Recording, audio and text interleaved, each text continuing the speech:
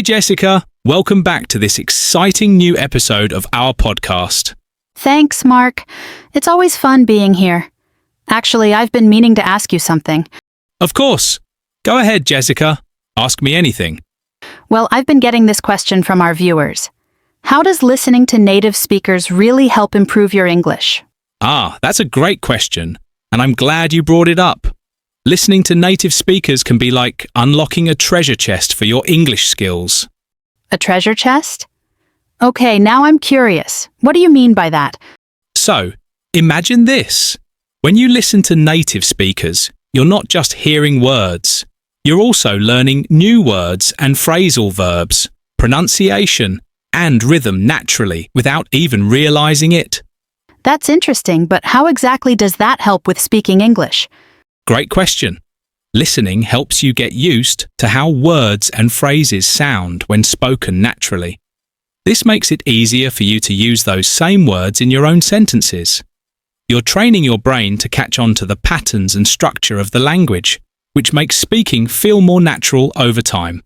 So it's like I'm copying what I hear, but in my own way. Exactly. It's a bit like mimicking. You're taking inspiration from what you hear and then using it in a way that feels authentic. This approach helps with your fluency and builds your confidence as you start to form your own thoughts and phrases in the language. So, Mark, do you know about Elon Musk? Oh, come on. Who doesn't know him? He's probably the most famous person on the planet. I can't deny this. That's true. Do you know why he is so famous? Of course. He's famous for so many things. He's the CEO of Tesla, the company that makes electric cars, and SpaceX, which is working on space exploration. Plus, he's always in the news for his innovative ideas and ambitious plans, like colonizing Mars and creating self-driving cars. Oh, I see. You know a lot about him. And he's the richest person in the world. His wealth comes from his businesses, especially Tesla and SpaceX. He's also involved in other projects like Neuralink, which works on connecting technology with the human brain. How cool is this? It's like he's living in a science fiction movie and making it real. I mean, who else is thinking about putting humans on Mars or creating a brain-computer interface? It's mind-blowing. Do you have any idea how much money he has? Oh yeah, I've read about it. His net worth is constantly changing because it's tied to the value of his companies, especially Tesla. But it's usually over $200 billion. At one point, he was worth around $250 billion, making him the richest person in the world. That's insane. I can't even imagine what having that much money would be like. What do you think he does with it all? Well, a lot of it is invested in his companies and projects. He's not the kind of billionaire who just buys luxury yachts and mansions, though I'm sure he has some nice stuff. Most of his money seems to go into funding his big ideas, like SpaceX missions and developing new technology. That's pretty admirable. Instead of just enjoying his wealth, he's using it to create something meaningful for humanity.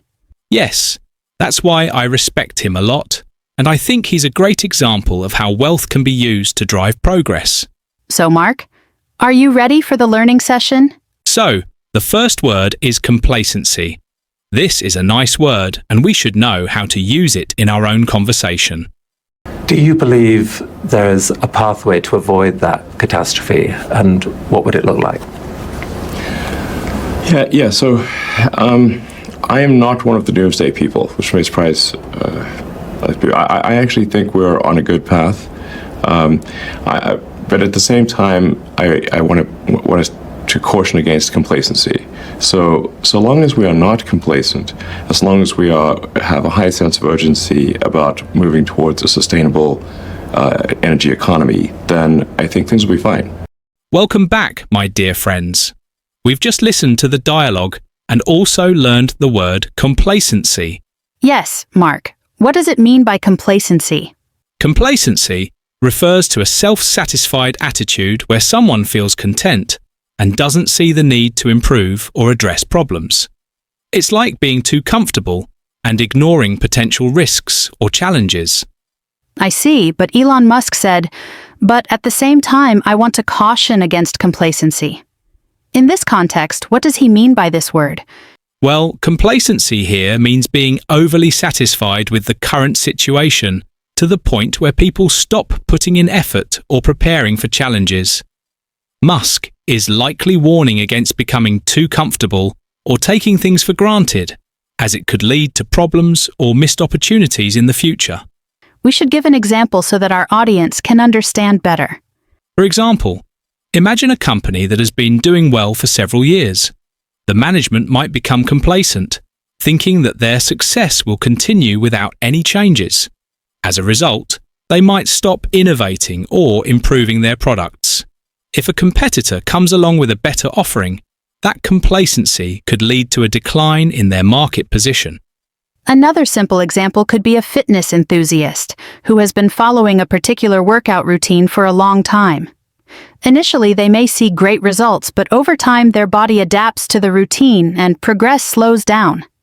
If they remain complacent and don't switch things up, like trying new exercises or increasing intensity, they might plateau and stop seeing improvements in their fitness levels.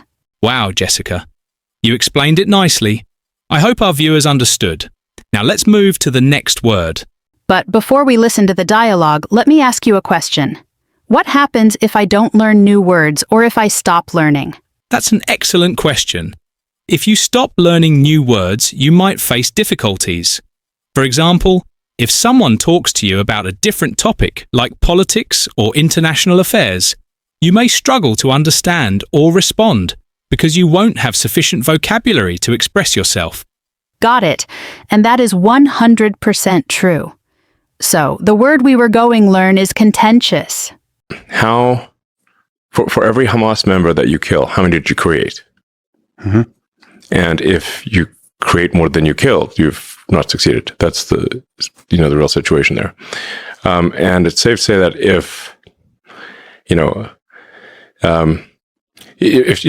you kill somebody's child in Gaza, you've made at least a few Hamas members who will die just to kill an Israeli. That's the situation. So, but I mean, this is one of the most contentious subjects one could possibly discuss. Welcome back, my friends.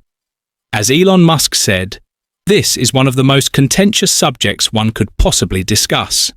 That's a nice word. Contentious.